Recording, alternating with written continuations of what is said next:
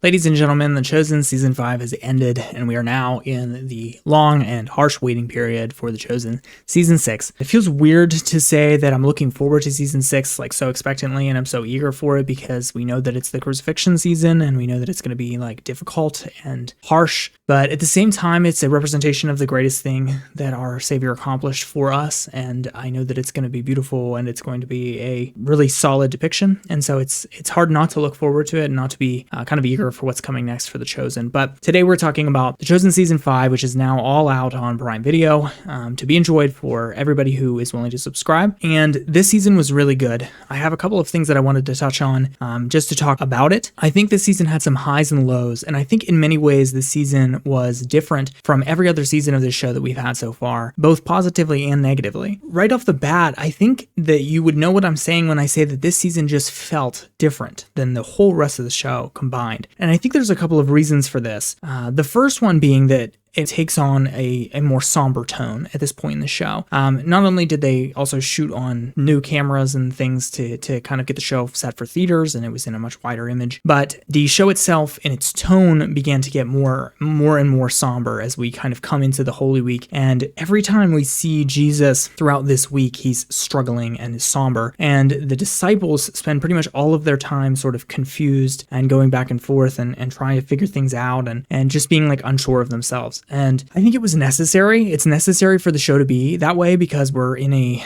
season now of obviously what would have been a very difficult week for Jesus and his disciples, where he has them kind of not understanding what he has to do, and he himself is struggling with what he has to do. And we only really see in the Bible, we only see that on a couple of occasions, but we see it especially in the Garden of Gethsemane, which this season gets to at the end. But it's interesting to see Jesus's anticipation of that week like all laid out. One thing that I thought was interesting about the show is the decision to stretch the Holy Week into one whole season. I was debating on that when we finished season 4. When we were getting partway through season 4 and I saw that they were building up to the triumphal entry, I was curious because I knew that season 6 was the crucifixion season. So I was like, okay, so season 5 is going to be all Holy Week. And there's not a ton of content in scripture regarding Holy Week. I mean, sure, a lot of things happen, but a season's worth, I wasn't sure about that. And I remain unsure about that. I think if I was doing the show, I would not necessarily have done it that way. I think it lent itself to what they were doing. As everyone has to be reminded, the show is called The Chosen, but for this last season being the build up to Christ's resurrection, there is a notable lack of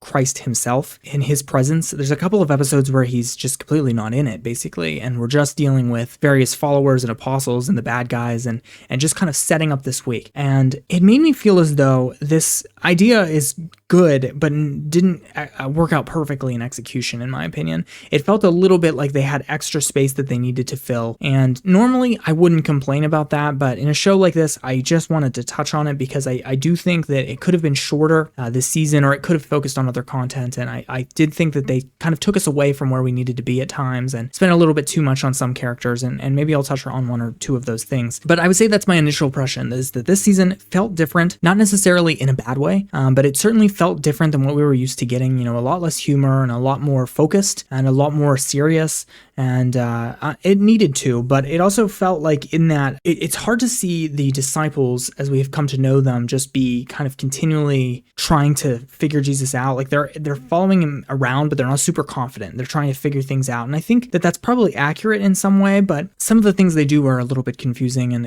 it can be hard to keep up with at times how much they have going on during this Holy Week and how they're trying to focus us in on the disciples who are being cautious and all of those kind of things. One thing I did really like, to switch from a sort of a negative to a positive, was this season they focused a whole lot more on John's relationship with Jesus. And that was actually one of my critiques of season 4, if you recall, that I was very concerned about the portrayal of John as the beloved disciple, because it's just something that's important to me. And I do think, as they say in one of the flashback scenes of The Chosen, or actually I think it's in The Chosen's Christmas special, that they point out that Jesus loved all the disciples and John just felt the need to talk about it more. That is the traditional theological view. But there's also a lot of suggestion that John was the youngest disciple and that John had a specifically endearing brotherly relationship with Jesus. If you think about Jesus being the oldest person there and John being the youngest, they would have had kind of a like little brother taking care of him, endearing relationship. And so we got to see a lot more of that, and I was really happy to see that. I did feel like we spent an adequate time with Peter and James and John and also Andrew in this season, and it felt like more biblical special in that way to me. And so I was really happy to see that because I was having concerns about it before, but I do think that they did a good job with him kind of taking them aside and showing that these disciples were ones that ministered to him and he ministered to them, and they had a very special and specific relationship. Now on that, we're going to kind of just jump all over the place, but this is related to John. There's an interesting point that I was sort of upset about, and I might have missed this. I was trying to go back over and make sure that I didn't miss it. I don't think I did because it's specifically in the scene where John asks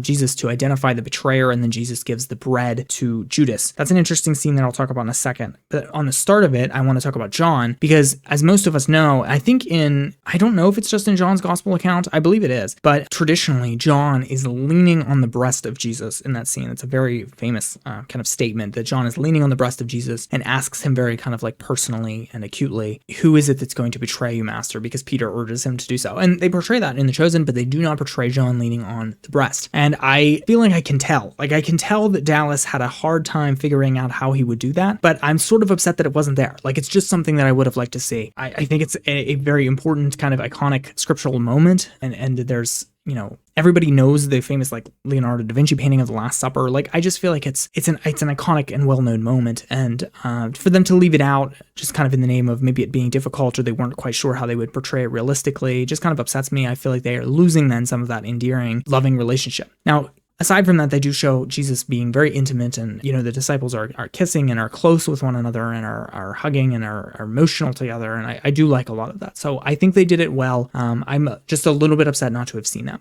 As for the rest of the Last Supper, I think that there was a couple of things that I really liked about it. I really liked the decision that they made to have it go backwards through the events of the Last Supper. So we start in the first episode sort of seeing the Last Supper table with the vacancy of Judas and getting kind of some of the later speech that Jesus gives during the Last Supper. And then as we go back with each episode, at the beginning of each episode is where we actually see the Last Supper depicted. So instead of having one episode, and I think this was part of what they were probably wrestling with, was can we just do one episode or two episodes that are just Jesus and the disciples rolling through the scripture of the Last Supper, because they didn't want to, take too much creative liberty with something as serious as the Last Supper and what Jesus would have taught there and how they would have spent that time together. So I think the decision to break it up over multiple episodes to make it feel less like a scriptural procedural was a good choice. And then doing it backwards sort of gives an interesting perspective to the audience, especially if you're not familiar with the Last Supper. I think it could be a little bit confusing to people who aren't familiar with the Last Supper, but hopefully it also would pique curiosity. You'd say, who was the empty seat? And then when you see it filled in the second or the third episode, you'd say, oh, okay, so Judas is going to leave. I do think those elements are really good. And I think that everything that they included in the Last Supper was quite good. I did want to talk about that specific moment that I mentioned where we see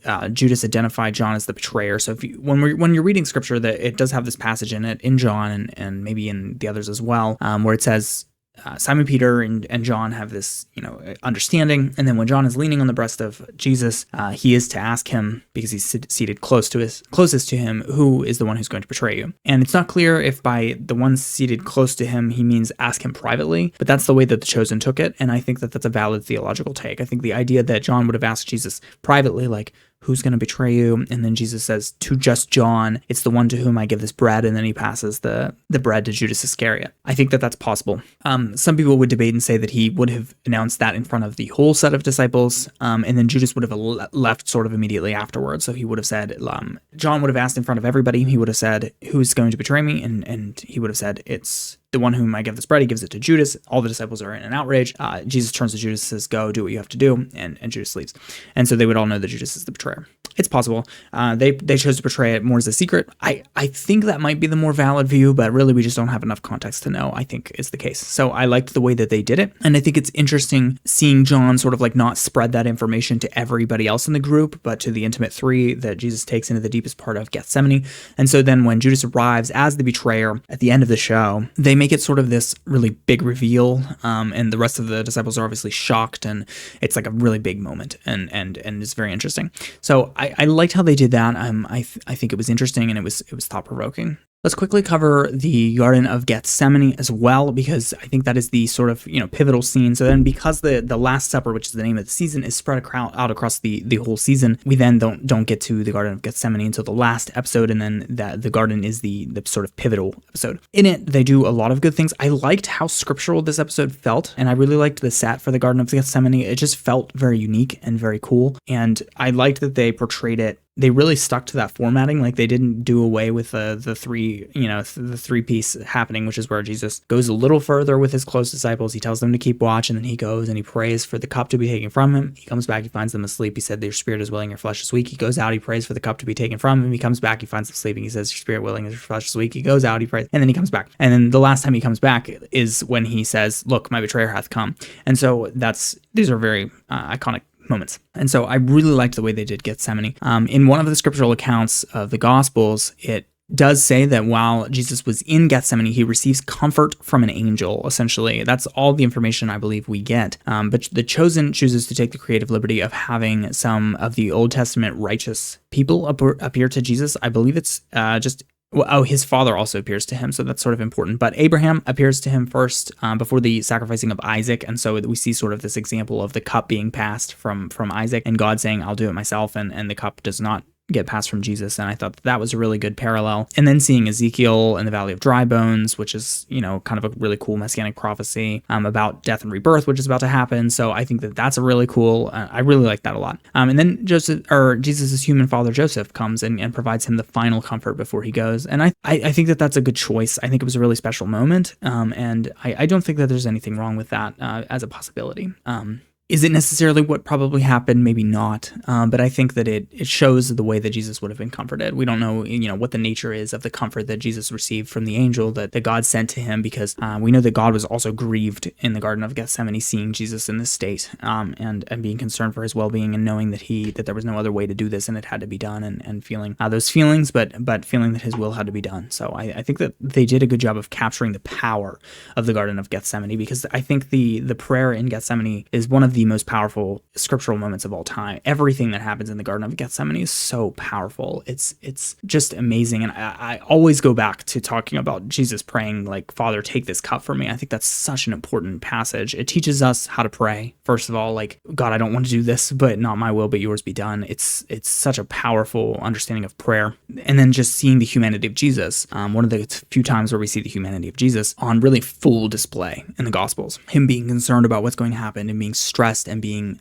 sorrowful even unto death, I think is really powerful. One thing that they did not portray, unless I missed it, and they were subtly suggesting it, is Jesus' sweating of blood, which I think is sort of important. I don't know why they chose not to do that. I'm sure that there was creative decisions made there, but I do feel that it would not have been hard to show Jesus while distraught, just have, a small close-up that shows like blood rolling down his arms with the sweat. Like, I very much think that would have been possible. And I think that's a really powerful moment, showing us just how stressed and physically sorrowful unto death Jesus was. So I think they did a good job of showing him be emotionally sorrowful, but I would have liked to have seen his physical weakness a bit more, as weird as that sounds. I think that Gethsemane is so powerful. And they chose to do the rock, which is from the famous painting. I don't recall who did there's a famous painting and stained glass window scene of Jesus on the rock on the Garden of Gethsemane. Is kind of like stretching his arm out. And so I think that image of Jesus is like not even being able to hold himself up any longer, but just like laying down and crying for help from his Father, and saying, like, if it's possible, let the cup pass from me. I think it's just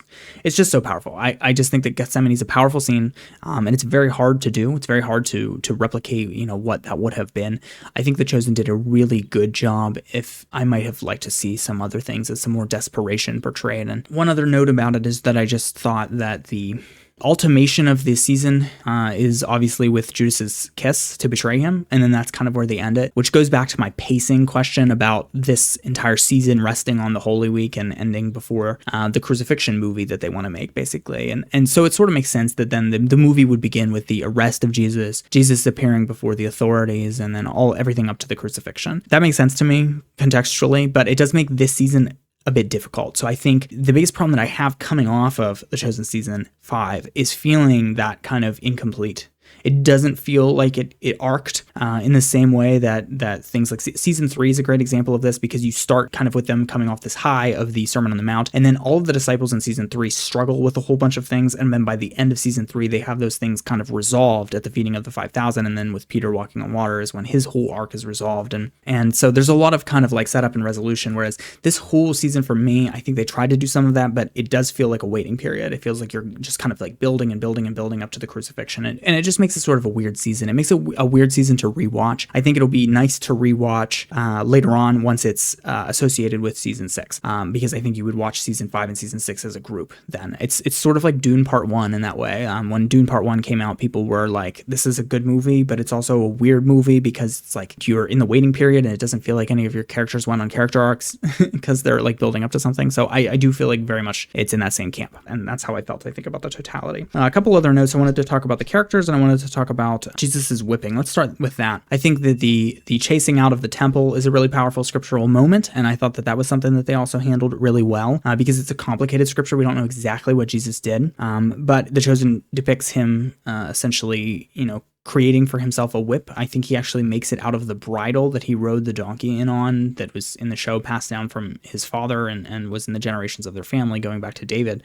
So I think that was a cool, kind of way that they used that in showing that it was, necessary and powerful, Jesus's intention to cleanse the house of the Lord. And I think that's such a powerful scene that I'm just very glad that they chose to do it and give it the attention it deserved, because I think one of the concerns people have had with The Chosen is that we don't want to portray Jesus just as a lightweight. We don't want to portray, just this like Jesus loves everybody and his whole thing is it's just about love and kindness and friendship. And it is, but there's an element to love which is righteous justice and anger, and people have a hard time with that side of God. And I'm glad that The Chosen decided not to shrink away from it in many ways. We've seen already in seasons 3 and 4, we've seen Jesus get angry about things, and that's powerful. But this season had both of the two famous scenes of Jesus's anger, which is when he gets angry at the fig tree and then when he gets angry at the temple. And they're related to one another because the context of the fig tree, which the show chooses to exposit, because otherwise I think it would have been hard for them, because the scriptural passage is a bit weird, and people are always like, why did he curse the fig tree? So they decided to break it down and say like, oh, the fig tree is like the temple and it's meant to represent Israel and how they're not bearing fruit, even though it looks like they should be in season, basically. I think that was really cool. I think that both of those portrayals are really well done. They decided not to have him like hit anybody with the whip or like straight up attack anybody, but kind of just like rebuke everybody and cause a scene. And I think it was done pretty well, because we don't know exactly what Jesus would have done in that moment. We know that he had a whip. We know that he turned tables, and that's what we got to see. And I think it was done really well. There was a couple of character introductions in the season that were huge. We had the hooded man was kind of less of a reveal than I wanted it to be. I had various predictions about who it was going to be, and I was just wrong because they made it more of a minor character, I felt. But the hooded man who was at Lazarus's tomb in the last season, and we saw him like taking notes on Jesus throughout the season, then he's finally revealed to be Matthias, and he is a servant of Nicodemus. And I think that this part is very interesting. So I know why they did it, because Nicodemus was an important part of The Chosen, especially in seasons 1 and 2, or only in seasons 1 and 2. Like Nicodemus was heart and soul, the best actor they had on the team, and the most famous and seasoned actor they had on the team, and his character was very powerful. And Nicodemus is prominent in John's Gospel. And in John's Gospel, Nicodemus comes back and is among the allies of Joseph of Arimathea, who take responsibility for Jesus' body after he is crucified. We got to see Nicodemus, we got to see Yusuf of Arimathea, who I still don't think they've called him of Arimathea, but it's Yusuf. It's Yusuf of Arimathea. We get it. And so I think we got to see him come back, and I think that was really good. But the way they did it, to me, was weird. Like, they made him such a massive character that like there was an entire episode dedicated to like just like what Nicodemus has been doing and what he's going through. And it was interesting, but it again comes back to what I was saying at the very beginning about spending less time with Jesus and more time with other characters. And there's also characters who I think it's good to spend time with, but Nicodemus is maybe not one of them. I think Nicodemus was a cool character for The Chosen. They were probably thrilled that they got his actor back, and they were like, we're going to give you so much screen time. And they did, and it was good. But I don't know that I would have preferred it. I think they made him seem like much more of a big deal than he was. I don't know why like he had to keep everything a secret. He was living in the shadows. And so Matthias was following them and watching them and chronicling what they were doing. And then Matthias straight up physically abducts Mary Magdalene because she's looking for Nicodemus, but she's doing it in too obvious of a way. And to me, I'm like, that's just too much. That's just too much. There's too much TV going on here. It's too much of a TV plot. It's like a random like red herring. They tried to like get the viewer, if you weren't a Bible reader, I guess you would think like, oh my gosh, Mary Magdalene is going to go before the Sanhedrin and betray Jesus. Nope.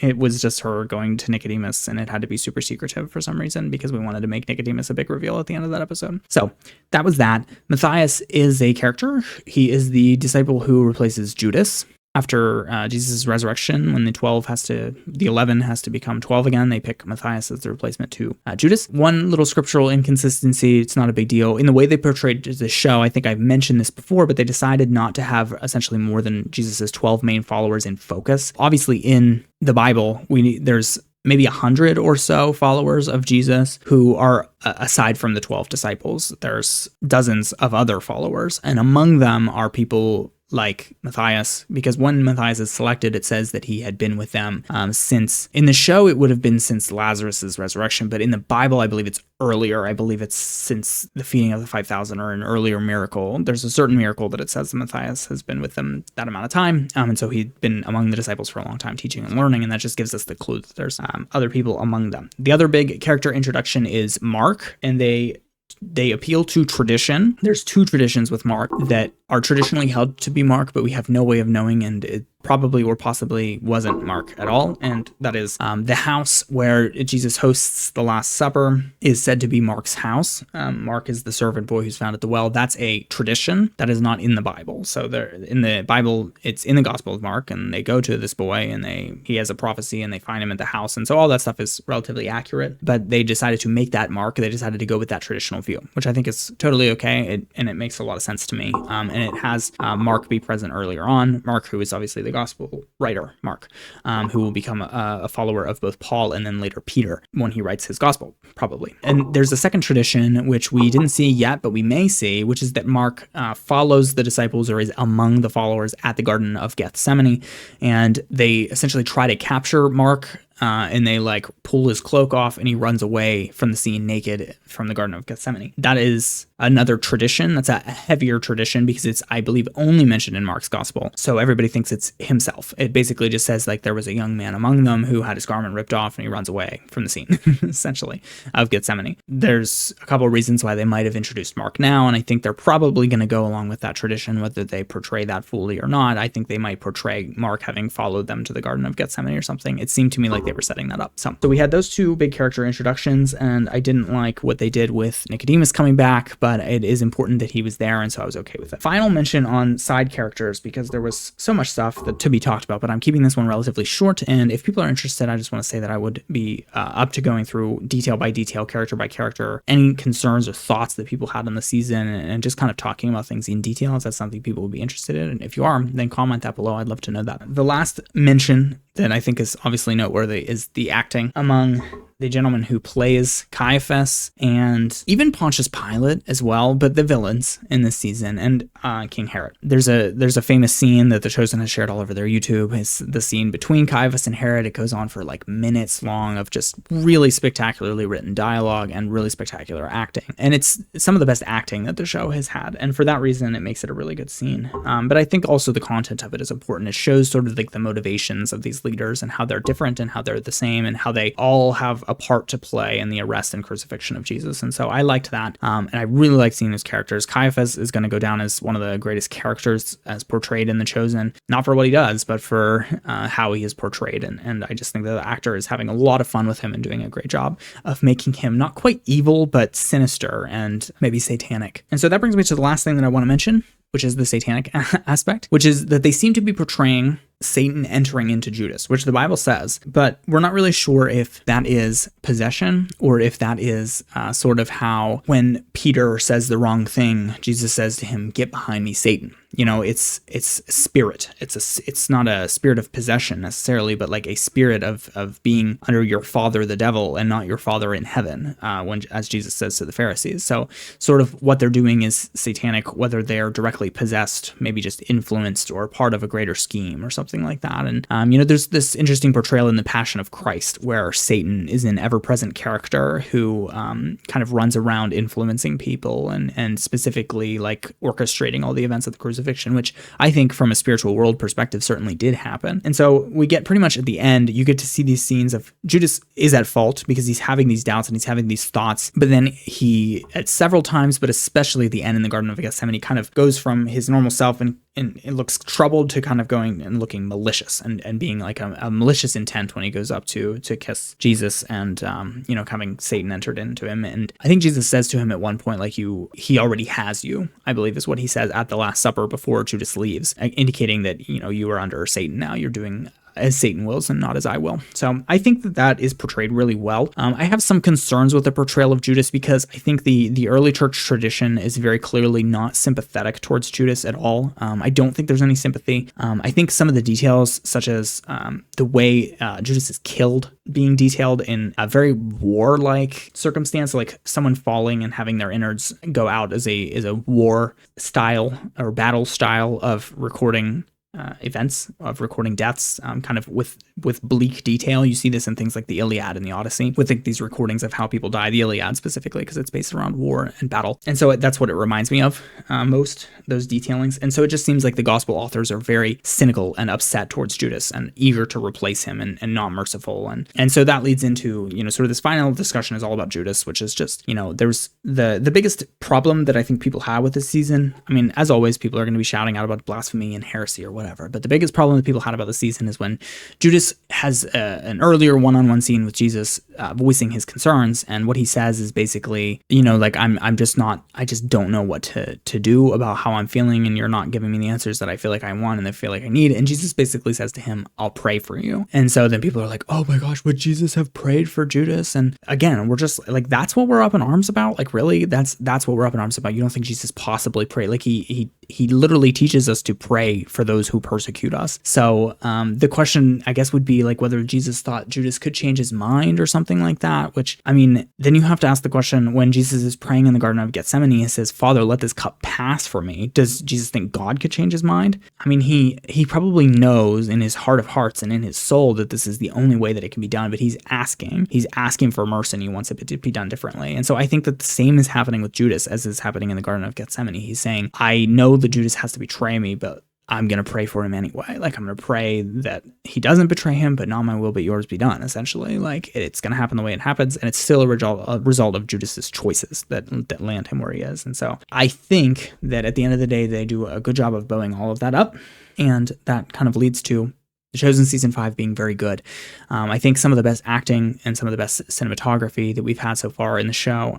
Some really interesting character introductions, but I did have some concerns about the amount of time that we got to spend with Jesus and with his personal disciples and things like that. I think knowing originally, this is my own expectation, obviously, not necessarily making it right or wrong, but I think knowing that we were spending the entirety of Holy Week in one season, I just think I was expecting to spend like intimate moments on top of intimate moments on top of intimate moments with Jesus and his disciples, because I feel like that's what I wanted them to set up. And there was a little bit less of that than I was hoping for, because in this character focus show about the 12 disciples, and his other chosen people, I just really wanted that focus there. And I got a little less of it than I was hoping for. I would have hoped for just more of Jesus and his disciples in the intimate moments that they would have shared before the crucifixion. So all in all, the show is exceptional. And I think that the crucifixion movie and season 6 is going to be one of the most important things that's happened in a long time in Christian media. And so I think it's going to be a really important and amazing and effective thing. We haven't had something like it since like the Passion of the Christ. We've had the Jesus show and other stuff, but I just feel like a big and